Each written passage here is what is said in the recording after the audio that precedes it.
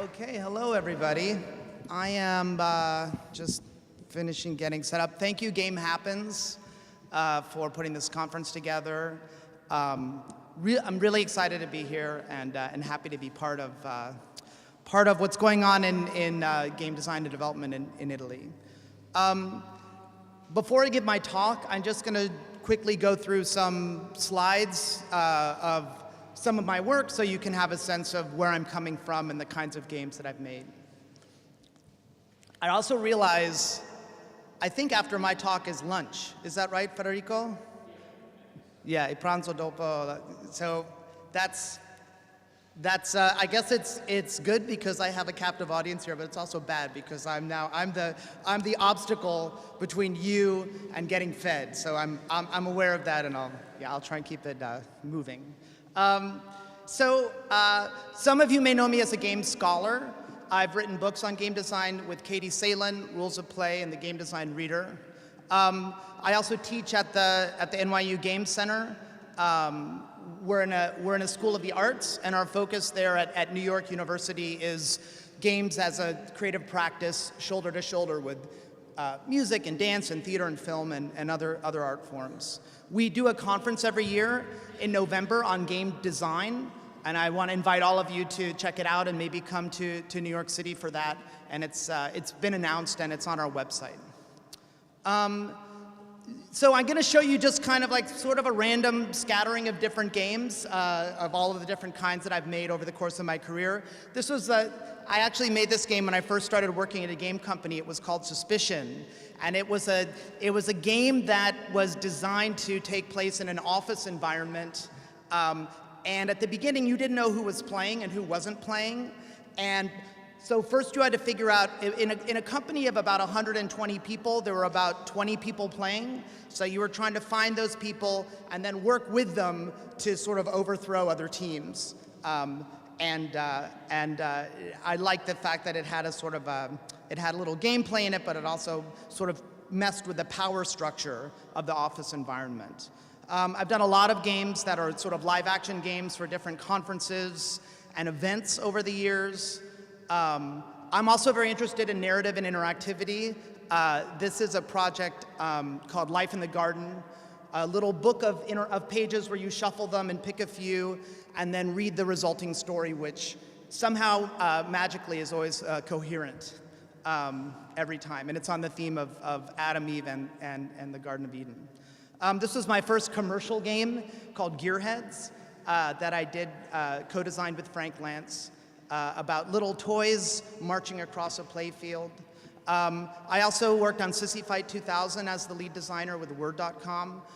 This was a game that in many ways was a kind of feminist intervention into the game industry in 1999. Everyone is gendered female, but they're definitely not typical representations of women. Those little hearts are actually your self-esteem, your sort of feeling of value, and you're trying to reduce the self-esteem or the good self-feelings of other girls as you play. But the gameplay is extremely social. So the way Sissy Fight works is, for example, if I tease Federico by myself, nothing happens. But if I get someone else to help me tease Federico, then your self-esteem will go down. So it's all about making temporary alliances and working with and against the other players in a very intense social setting. I ran a company in New York City for about 10 years called Game Lab. I was the co-founder with Peter Lee. And we were an independent game studio. We started before indie games was a thing.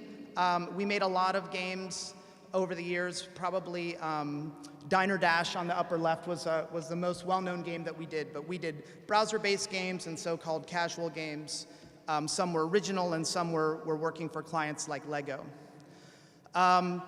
GameStar Mechanic is something that came out of my company. It is a project that lets kids create games. So there's a sort of editor of tools on your left, and then you drag them in and create a game, and you can double-click on any element, and it kind of pops up the characteristics that you can modify, how it moves, and how it relates to the rest of the game, etc. So that led to the founding of the Institute of Play, a nonprofit organization that I helped create that looks at the intersection of games and learning. And in New York City, there's actually a public school, meaning kids actually go there for their full day of school every day. Sixth grade, 6 through 12, so 6 years of schooling. And there's also a Institute of Play school in Chicago as well, and where the entire curriculum is based on games and play as the model for learning. In terms of some other games that I've done, this was Leela. It was a game I was a lead designer on for the Connect that looks at the intersection of play and meditation. I also work with a group called Local Number 12, John Sharp and Colleen Macklin. This was a game we did for Twitter. In the early days of Twitter, it was a game where you're at an event and you place bets like a horse race on words that you think people will tweet about in tweets that contain the hashtag of the event that you're attending. So you're trying to figure out what's going to be popular topics of discussion at a particular event.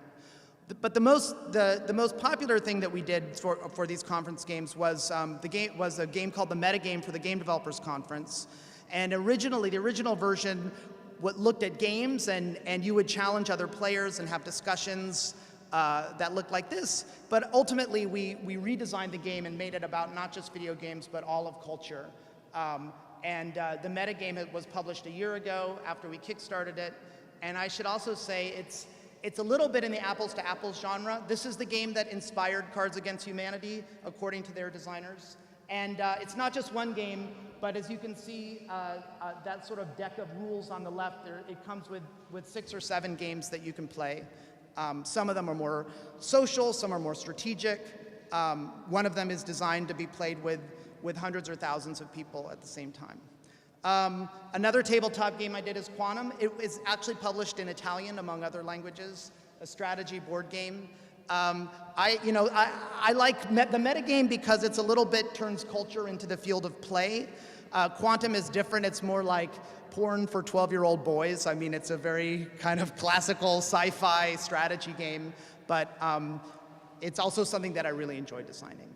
I also have a body of work that has to do with designing games in physical spaces. So this was at a gallery in Lausanne, Le Magasin, a cultural center.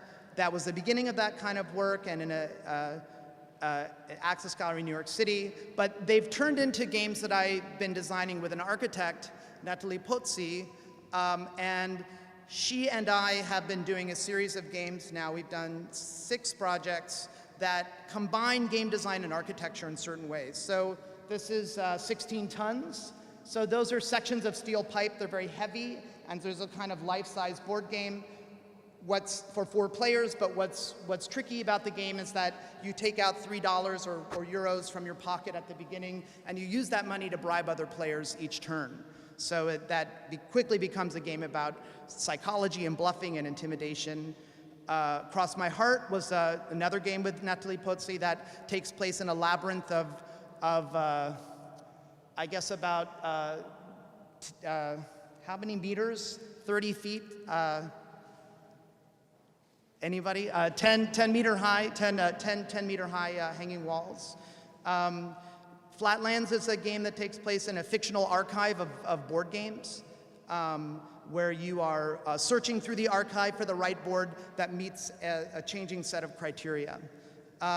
This was from last summer, our project Starry Heavens, that's appeared in a number of places. This was at the Smithsonian American Museum of Art, and that big white shape is a huge, immense floating shape that was hovered above the players that Natalie designed.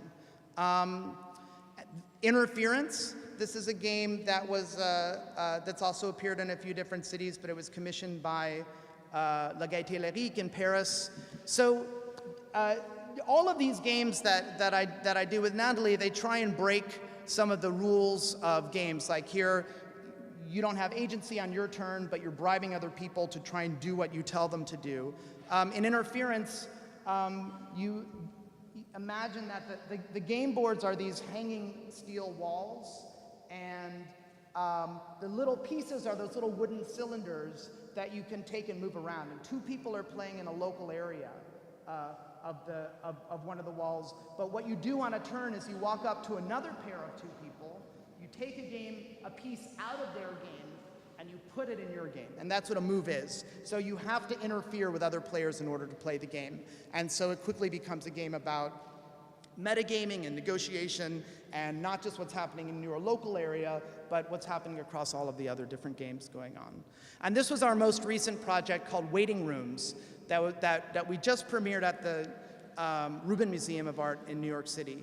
And so this project was quite different. It's not a sort of a sculptural object. This was an installation that took over 4 floors of the museum and involved 20 different performers. So in a sense, it was a little bit more like interactive theater than like a game.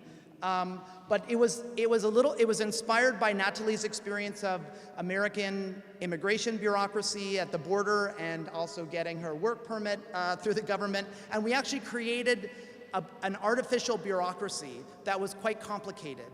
And as you can see, there were an economy of tickets, but also pennies, American pennies. And on the floor, you can see all of the rooms were connected by lines of tape. And these are little signs that tell you the exit fee. So to move from one room to another room, you had to pay an exit fee. And so as you move through the space and move through the bureaucracy, every room challenged you to maybe cooperate with other people or collaborate with them in very devious ways. So for example, just to give you one example, in the very first room where they're waiting here, you enter and they say, take a ticket, have a seat, wait for your number to be called. But when your number is called, many people have the same number. So lots of people go up to the front and then they hand the reward to one person and say, well, divide it among your group. Next. And then, but they don't give you further instructions. So some people are very democratic, some people are very greedy and say, I'm sorry, I'm just taking these and leaving. So that the game constantly gave you opportunities to be greedy or to cooperate, to bend and break rules. And I was very proud that we only did it for 2 nights, but both nights there were revolutions of people that refused to play and broke the rules in very funny and dramatic ways. So it was a big success, but a very eccentric and different kind of game than a traditional classical game. And then this is a screenshot from a project that I'm collaborating with several people, including Claudia Molinari, who's speaking tomorrow with We Are Musili. And this is a game that's set in 1968 during the May Paris Revolution. And this is really a prototype. It's not going to look like this. This is a little bit behind the scenes of what's going on. This is an interactive narrative game that relies heavily on writing. And so I guess, Mata, it's not linear, it's not branching, it's not beaded, it's something else. So maybe we can talk about what this structure is like. But this is a view from the editor. It's a little bit more sort of sandboxy with chains of events that can appear in a complicated state machine. And this is the last one to give you another sneak peek at a project I'm working on now. This is called Lost Words. This project is also with Local Number 12, John Sharp and Colleen Macklin. And it's for iPhones. We just kickstarted it. And it is a game that uses public domain literature in English, like Alice in Wonderland, The Wizard of Oz, Moby Dick, as the raw material for a game. It's set in the future when video games are the only state-approved form of culture and books have been banned and you're a member of a secret literary underground. And so it's a social word game. You are sort of deconstructing and reconstructing these books, sending secret messages to other players of the game, and amassing a collection in your library of classic literature. So that is that. So that's it in terms of my slides. And I just wanted to show those because I wanted to give you a little sense of the kind of work that I do as a game designer. But now I'm going to, yes, thank you very much. And I don't know, can I turn this off or should I cover it up? Just cover it up. Okay. Okay, great.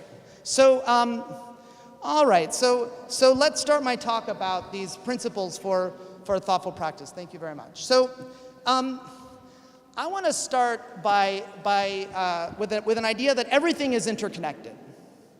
So, This idea that everything is interconnected is something that I've learned from games, right? If you think about a chess game, every piece on the board is connected in some way to all the other pieces directly and indirectly. Even in a game like Sissy Fight, because it's a social space, you have an evolving set of strategic and social relationships to each of the other players that kind of change over the course of a game. And in a game like that, meaning is kind of emerging and springing up and cross-pollinating as you play. But this idea is something that I don't just see in games, I sort of see it everywhere, right? I mean, the way that people flow on a crosswalk as they're trying to, pedestrians versus cars in traffic, which is something in Italy that's very, very different than it is in other countries, depending where you are, or even in how modules of language can form together to create meaning. And this idea that everything is interconnected, I'm not sure if it's a cause or an effect of being a game designer for me, right? I mean, I've been making games since I was very little. So did I learn this idea that everything is interconnected from being involved in games, or is it the same thing that I love about systems that also makes me a game designer? But this idea, regardless of that, this idea that everything is interconnected, it's an example of what I want to talk about today. Something that's part of games that I feel is part of at least my approach or understanding of games, but also part of how one might see the world and think about the world outside of games. And it's also something that's very personal to me in my practice as a game designer. When Federico asked me to give a talk, I asked him, well, who's in the audience? Who are most of the people coming? And I think you said most of the people are game developers, people that are making games or studying games. So I wanted to give a talk that was really about that practice and that process. Now, normally, when we see games, and talks about games, there talks about defining them or how to make them good. I think, Mata, your talk was amazing in that respect, right? What makes them good or more successful. So I wanted to see if I could shift the focus for this talk, not to disparage those other kinds of talks, but I wanted to ask not necessarily what makes a good game, which is an important question, but instead, what does it mean to be a game designer? So we can think about game design as a profession or a craft or a way to make people happy, but we can also think of it as a kind of practice that we do as designers, as creators of games, in order to better ourselves. So one of the ideas for this talk came from Jonathan Blow. Now, I have a million disagreements with Jonathan Blow, but the game designer of games like The Witness and Braid. But several years ago at GDC, he gave a talk that he mentioned this idea that could we think about game design as a martial art? And he had some sort of funny photos of himself. I think like I'm Jonathan Blow now doing Tai Chi on the beach, I think. Yeah, this is my Jonathan Blow Tai Chi invitation. So I actually happen to also study martial arts. Maybe I don't know if that's sort of like the geeky way to be a jock, to get into martial arts, but I've also been interested in this topic for a while. The same idea, the game design is a practice.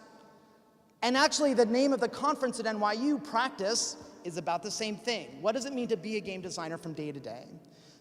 Now, for example, when I was in Berlin for a few years ago, I took a parkour class. And what struck me about that was that I had thought that parkour was about learning techniques, right? That parkour is about, well, here's how you jump, and here's how you roll, and here's how you climb a wall. But the way that it was taught and explained to me is that parkour is not really about the techniques. It's really a philosophy or a way of being, about efficient movement through space, right? So it's an attitude that for practitioners of parkour that take that practice deeply can permeate every aspect of your life. So could we take a similar approach to game design? Is it possible to think about game design as a way or a mode of being? So that idea is potentially a very rambling and horribly pretentious premise for a talk, but it is the premise for the talk that I'm giving today. But I've tried to organize these ideas into principles that connect directly to games. So for example, this idea that everything is interconnected might be reframed in this way. Oh, there's the audio portion of my talk. See the hidden connections. So I'm going to try and do this while I'm holding a microphone. and put these up here. So for me, this idea of seeing hidden connections is a way that we can sharpen our sword, right? This is a way that we can learn how to be better game designers in the studio. I guess we'll see how they end up fitting up on here, but we'll start with the upper left corner. When we look at things like how traffic flows on the highway or how ideas flow down the page of a book. Now, before I move on to the other ones, I just want to say this is not a prescriptive talk, right? I think there's a million valid ways to be a game designer, and these principles are not meant to be rules or laws that are correct or suggestions that if you follow them, you'll automatically have a meaningful experience as a game designer or make a successful game. I'm just sharing my own thoughts and observations about my own process, which might mean that it's a less useful talk for other people and it's just a personal and self-indulgent experience for me. But this talk is sort of about that idea, right? This idea of maybe talking in a less useful way, in a more personal way about being a game designer. Okay, so next principle. Next principle is become a gardener of meaning. Well, that is very dramatic when I do it that way. So, if being a game designer is about, in part, seeing hidden connections, we also want to make things happen. And, whoops, I'll fix that in just a moment. This is going to be a disaster. That's okay.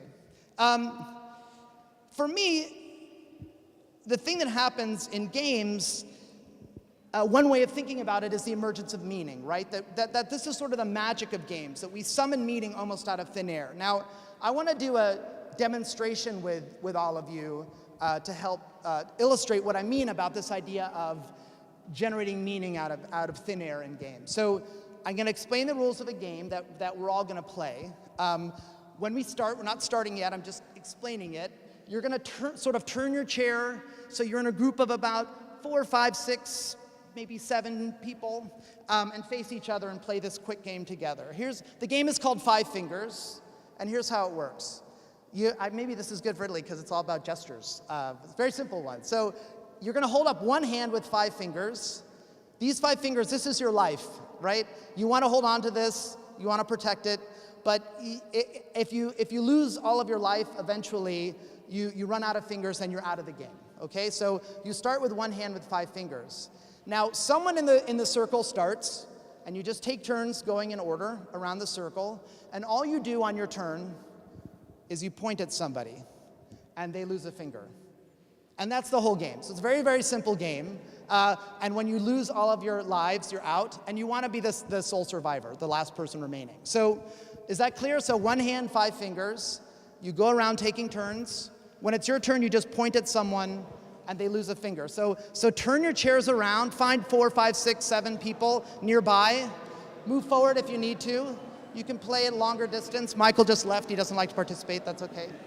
Yeah, play. Gioca per favore. Per me. Provate, grazie.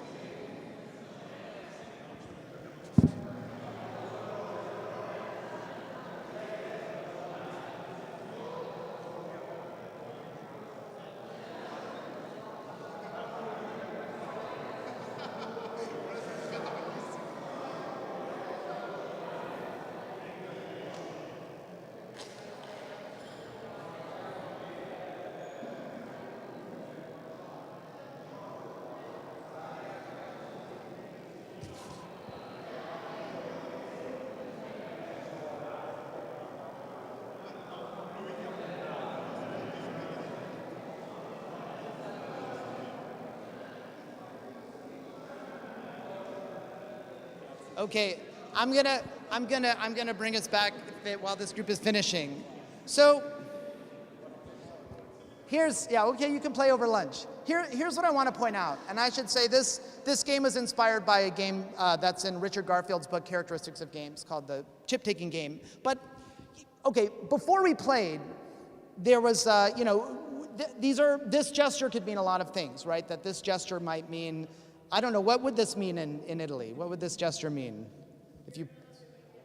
you're not doing it well, right? It could mean I'm number one, or who knows, or look at that interesting bird across the street. But in this game, it means a very particular thing. As you all started to play, I think, first you're turning, you're playing with people you know, some that you don't know, and there's sort of skepticism. We're doing this thing. There's this guy that wants us to participate in this thing. But then suddenly, there started to be eruptions of laughter, a lot of negotiation, I heard. There was some applause when certain games ended. I might have seen a single finger remaining that was not this one or that one.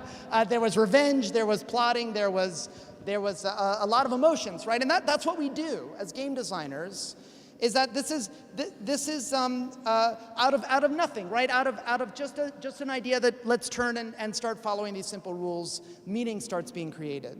So I like to frame this idea as being a gardener, right? As opposed to, say, a sculptor or a painter of meaning. Because a gardener never starts from scratch. They never start with a blank canvas or a block of stone. They have a context, usually a really complicated one, a piece of land with bugs, birds, grass, weather, and it exists somewhere, maybe on an estate, maybe just in a window box in a city. But the gardener, through a slow and gradual process, teases out gradually flowers or vegetables or trees.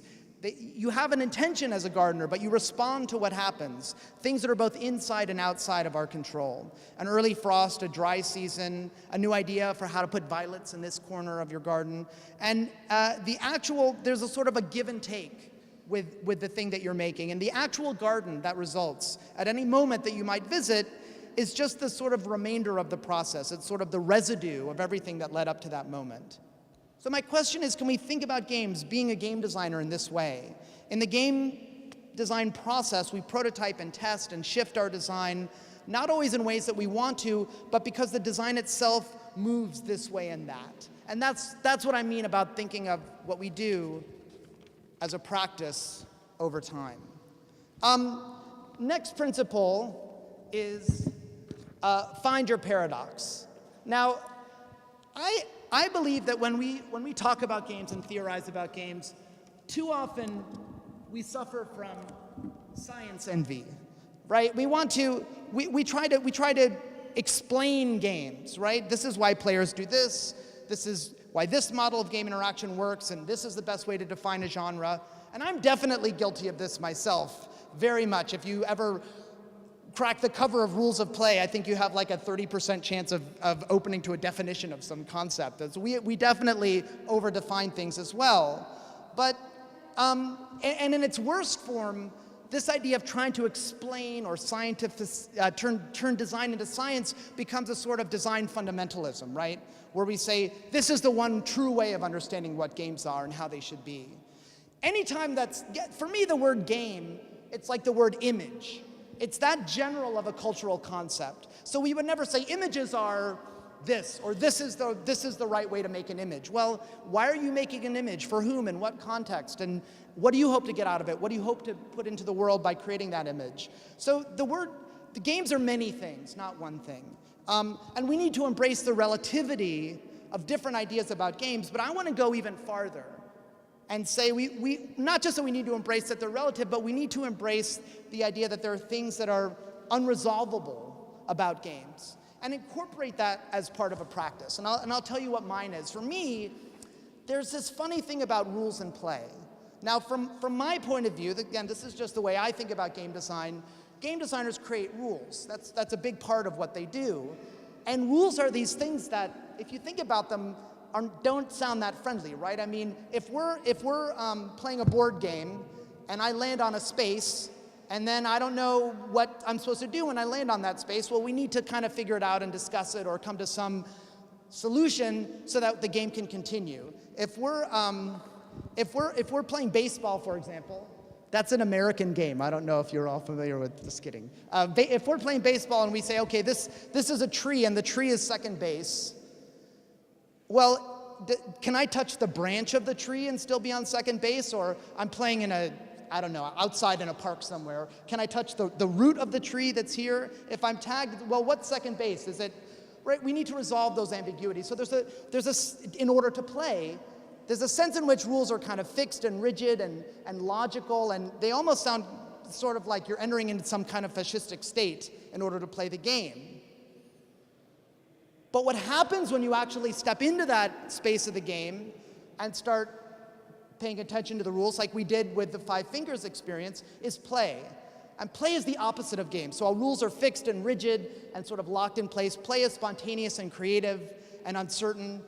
And to me, that sort of paradox, that there's two sides of the same coin that are so different from each other, but through rules we engender play.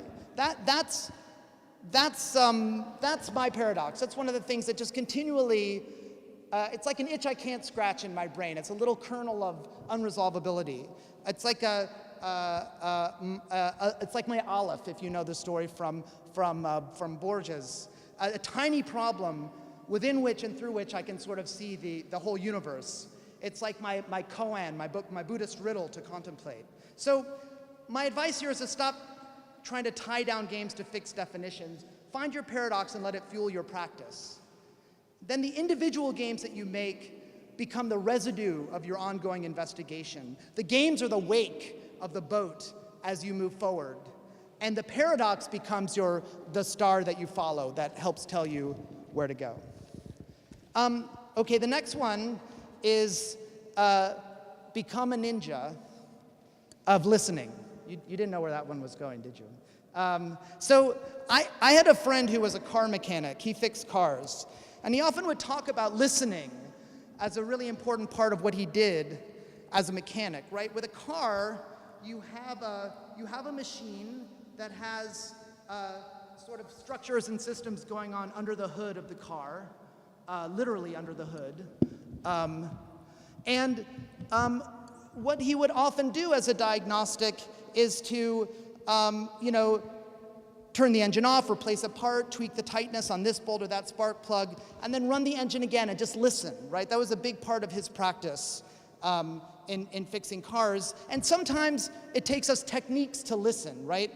Jaime Griesmeyer did a talk at GDC, which was about adjusting the timing on, it was called something like adjusting the timing of the reload on a Halo rifle by 0.1 seconds or something. But he talked about how when he was designing that game, he would constantly try and find ways to see the game with fresh eyes.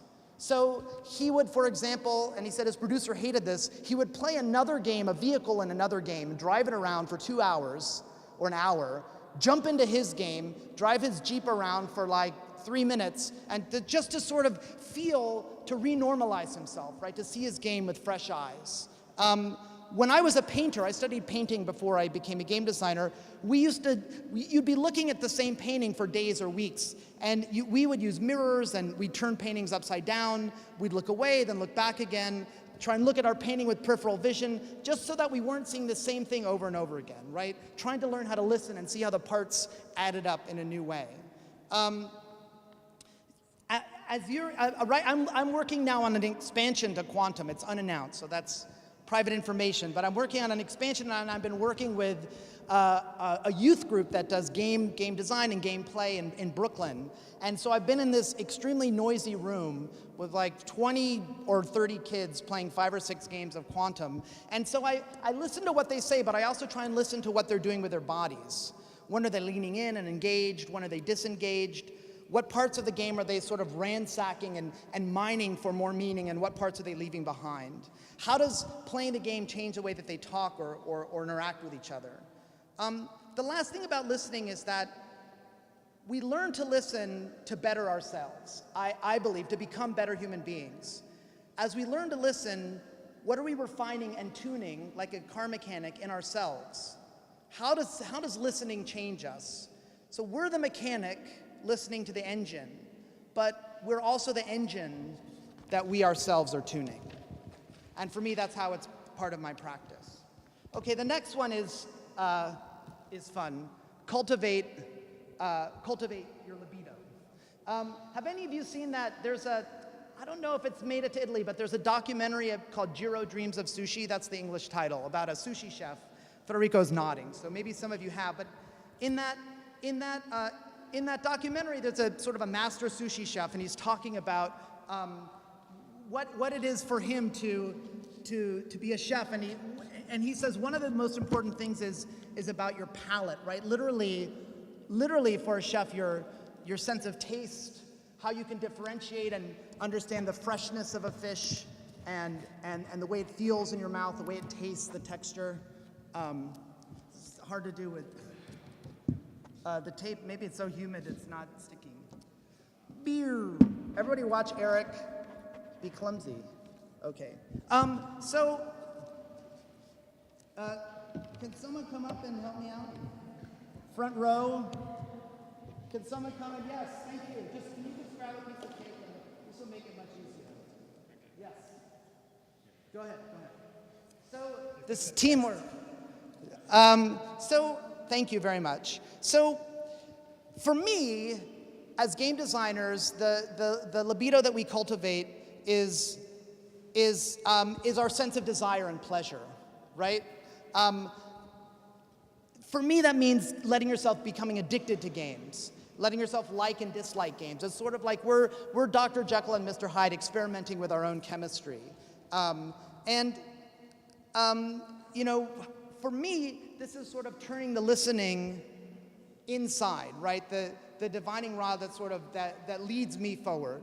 And as a designer, I think it's important to think about our own pleasure. And actually, Tale of Tales talk this morning was a lot about this, about pleasure and desire, how it relates to both the experience of making games, but also playing games. Well, what gives you pleasure, right? Being active, being still, being social, being alone. What ideas and sensations and aesthetics turn you on? And I mean that literally in the sense of desire and pleasure.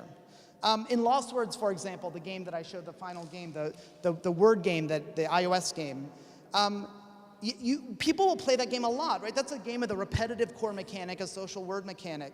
And so, we, as designers, right now we're just playing it mostly internally, occasionally letting other people play the game. But my co-designer, John Sharp, is spending a lot of energy trash talking and sort of insulting us and trying to talk about how good he is. And at first I was sort of annoyed and I said, let's focus on the design. But in a sense, he is trying to stir up our pleasure and desire, our frustration, the kind of sense of social challenge that we want our players to have. And that's just a really important part of the design process. What parts of the experience get me deeper? Which parts of the experience become bumps in the road that frustrate my desire? I think that finally about desire and libido, one of the problems with talking about it is that the opposite is always true, right? When is frustration, and when is it sort of foreplay, pleasurable foreplay to something even greater? But those questions don't have any definitive answers, but unless you start to cultivate your libido, you're never going to discover what the answers are for you in the project that you're working on. Okay, the next one. Do you mind just helping me? As I just think it's going to be smoother, and I keep on thinking about lunch that's happening. But we're more than halfway through now, so we're getting there. Okay, the next one. Go ahead. Yeah, make trouble. Thank you. I used to call this one being playful. I almost called it being playful, but I decided to change it to make trouble. But here's what I mean. It is very much about the way I think about play. What play is. So for me, play is about making trouble. And here's what I mean. In English, in Italian and in a lot of languages, play and game are the same thing, gioca, giocare. But in English, we have play and game, so we can sort of separate them. And play is, we use play in a lot of interesting ways. The play, we talk about like the play of a steering wheel in a car, it's sort of, or gears, the amount that it can move, sort of free movement. So what is that? What is the play of a steering wheel? Well, I can move the steering wheel a little bit, and then I sort of engage the wheels of my car, right? There's the play, and then there's the turning. Well, when I'm turning the wheels, what am I turning? There's a steering wheel, there's a drive shaft that goes down to an axle with sort of two tires right here, right? So there's a whole structure or system in place for me to be able to turn the steering wheel and turn these wheels left and right. So what's the play in that system? Why do we in English call that play? Well, the play, it's kind of like the loose movement, right? It's the movement that's not utilitarian. It's not just about driving the car. And the play is in the system, in a sense, only because of the system, only because there's a utilitarian structure that's there to drive a car. But the play in that system, it's the extent to which the system is not functioning according to its logical specification, right? The play is the free movement within a more rigid structure, right? And for me, that's how play connects to making trouble. Because when we play, we're always playing with something, right? If we say a child is playful, because an adult might walk like this, but a child might walk, oh, and now I'm going to walk backwards or spin around, or I won't step on this crack, but I'll jump over this one, right? There's a structure called walking that we all know is logical that gets us from place to place. But we would call a child doing that playful because they're playing with that structure, right? The free movement within this idea of walking. And for me, being a game designer is cultivating that sense of playing, right? Playing with boundaries as a practice. Now, those structures, like the structures of walking, might be genres that you question, or they might be visual aesthetics in a game, or revenue models. And play in this sense is a way of thinking about innovation and cultural and social change. And we need to play with games. We need to make trouble in games.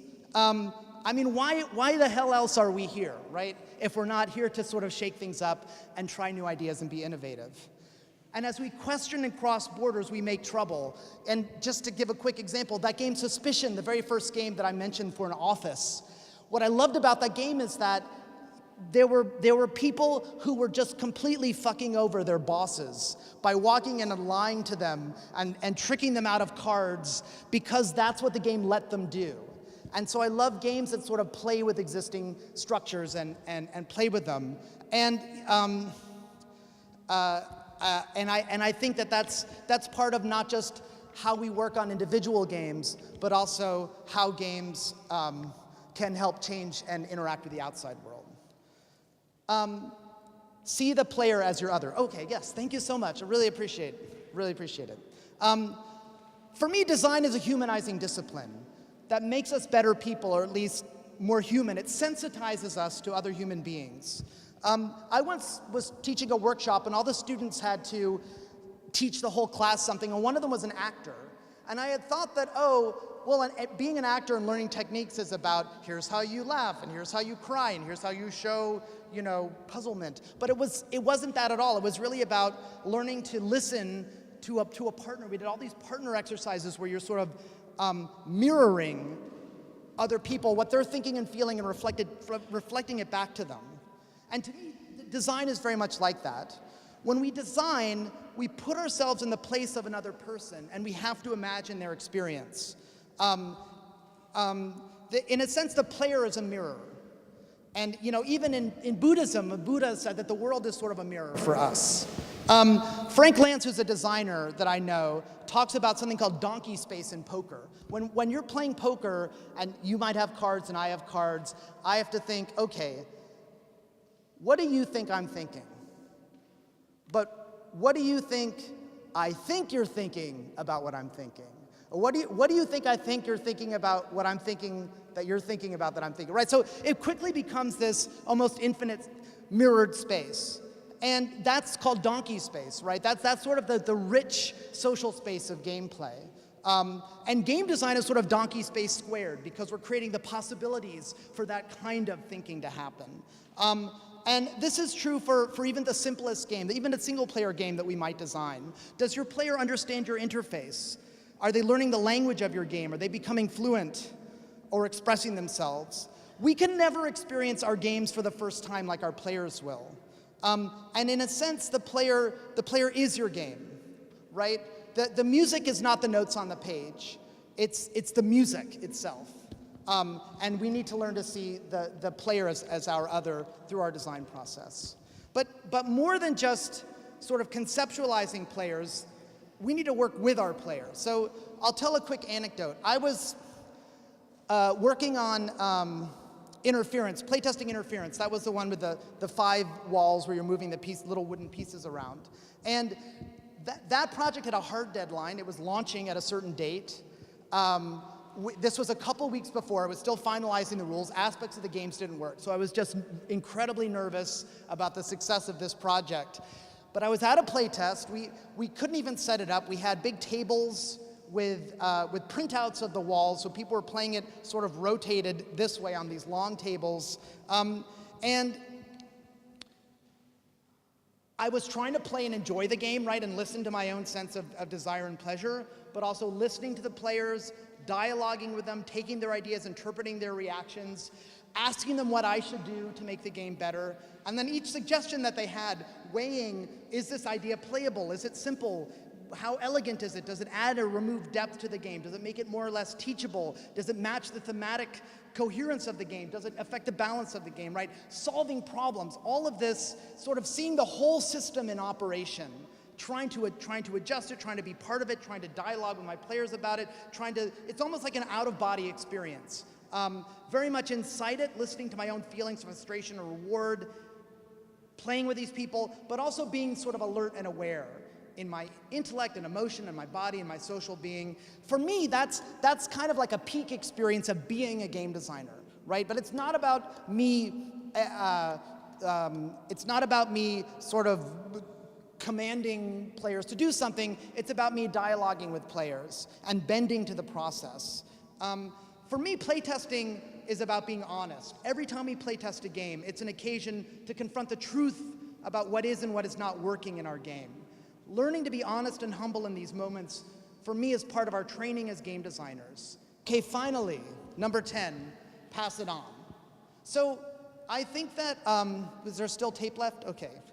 I think that maybe that one can just go right here in the middle. The most important part of my practice as a game designer, that's what this talk is about, is actually making games.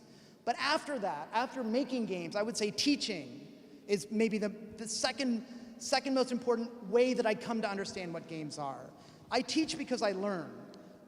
By teaching and writing rules of play with Katie Salen, that's how I came to understand what game design is. And teaching for me is not about imparting knowledge or handing over information. It's about creating a situation where I, as a teacher, can learn and be challenged. Teaching can take many forms. It doesn't mean that you're a professor in a university or teaching in a program. It can just mean arguing and debating and engaging with ideas, modding a game, playing a game and discussing it, giving a thoughtful critique. I always tell my students that on my planet, where I live, thoughtful criticism is the highest form of respect from one designer to another. And teaching is one of the best ways for bringing people to that planet, right? For getting us to be able to talk in a respectfully critical way about what we do. And I'm very selfish about my teaching. I probably shouldn't say this, but I don't really teach because I want to educate people and make the world better and full of more educated game designers. I teach because I get something out of it, because it makes me a better designer. And it's part of my practice. And my encouragement to you is to also find a way to teach. So these are my principles for thoughtful practice. But I just to be really honest, when I look at these, I'm very bad at them, right? I mean, I'm a horrible listener. I tend not to bend to things. I over-define them before they happen. I'm very rigid about my process. I'm often a horrible collaborator. Just ask Natalie Pozzi, my partner. But I think that's why it's a practice for me. These for me are aspirational. They're not a list of accomplishments or things that I've done. They're what I would like to do as a game designer. And they're all linked to each other. They're all part of each other. Let me end with a quote from the Austrian novelist Peter Handke. He says, "There is a connection. Every moment in my life is connected to every other moment. The connection is there. One need only dream in full freedom." Thank you very much.